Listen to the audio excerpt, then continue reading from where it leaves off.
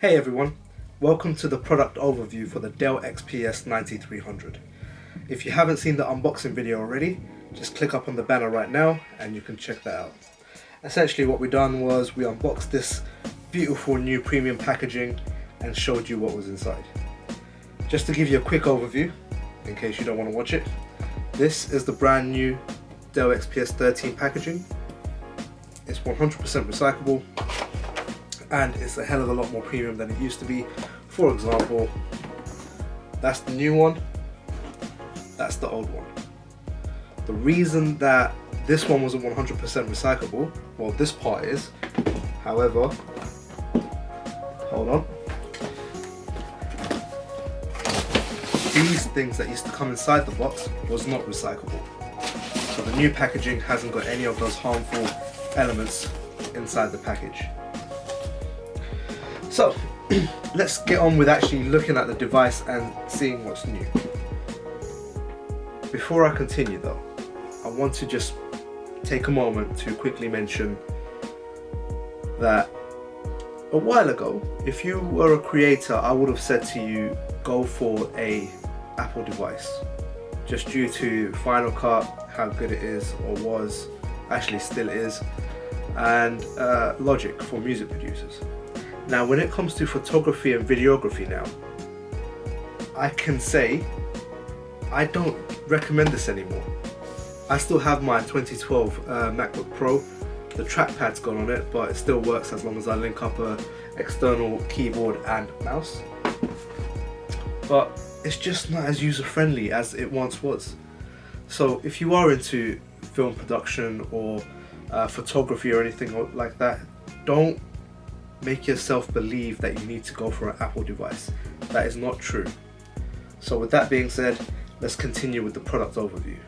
So let's have a look at the brand new XPS 13 9300. First, we're going to start off with comparing it to see what's different to the old XPS 13, which is right here.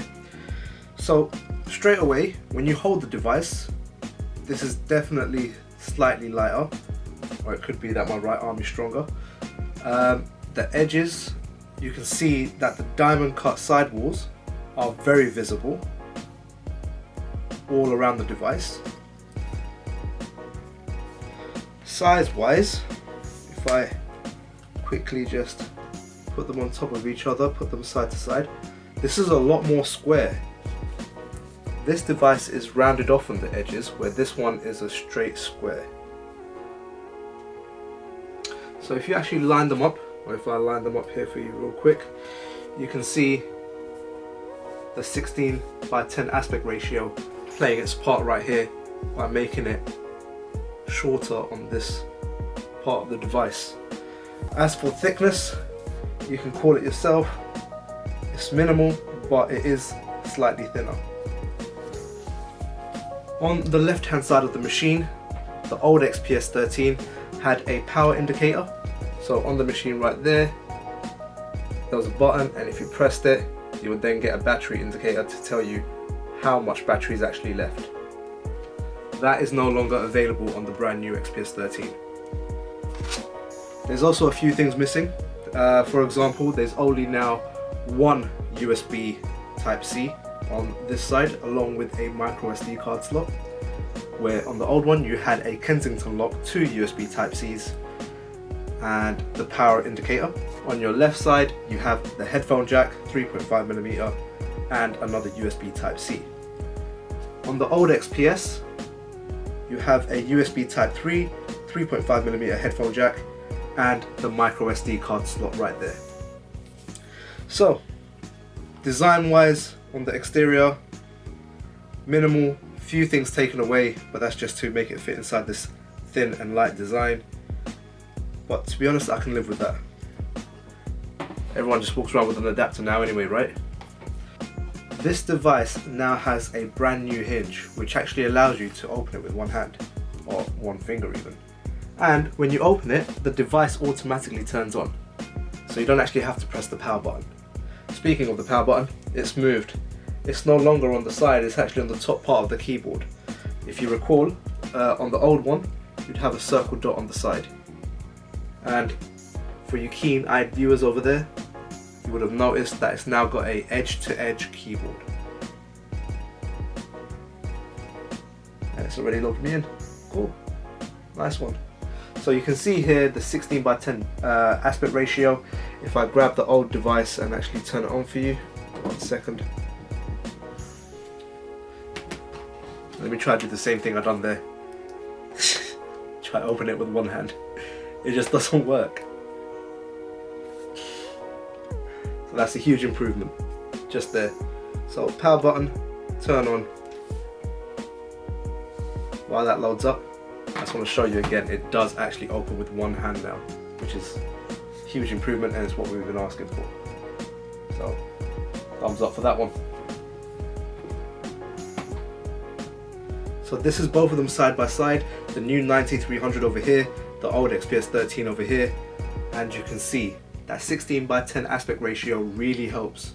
You will definitely be able to display a lot more on your screen. And the new Hinge device I was talking about, as you can see right there, where on this device it's completely visible, on the new device it's a bit more hidden. And if we put them side by side, you can actually tell that the new XPS 13 has a larger trackpad. So everything that reviewers were actually complaining about for the previous one, Dell have actually gone and made those adjustments for them. I'm now actually going to use this device as my main device for the next 3 to 6 months, and I'll get my Adobe applications on here, and I'll keep you updated about how it actually performs. The version I have over here is the i7. Let's get the full specs for it. My plan is to run all my Adobe applications on here: Premiere, Photoshop and Illustrator. So we're running an i7 10th generation 65G7 CPU, and we've got 16 gigabytes of RAM. I'm not expecting any dedicated storage, and rightly so, because it's running Intel Iris graphics, which is ample for like basic gaming. The cool thing about this device, or what Dell are promising, is the fact that they're using very advanced thermal cooling technology. This means you should be able to push your CPU harder than ever and better than the competitors. I can't confirm that yet, but however I will test it out to see how well it performs. Check out other reviews, they may have done it already. So make sure you subscribe if you want to find out how this device performs with those Adobe applications. If there are other applications that you want me to try out, leave me a comment and then I'll try to get to those applications when I can. If you enjoyed the video, make sure you hit that like button, it really does help. And to support the channel, please do hit that subscribe button. Statistics show that a lot of you are watching, but only a small percentage are actually subscribing. Anyways, peace, catch you on the next one.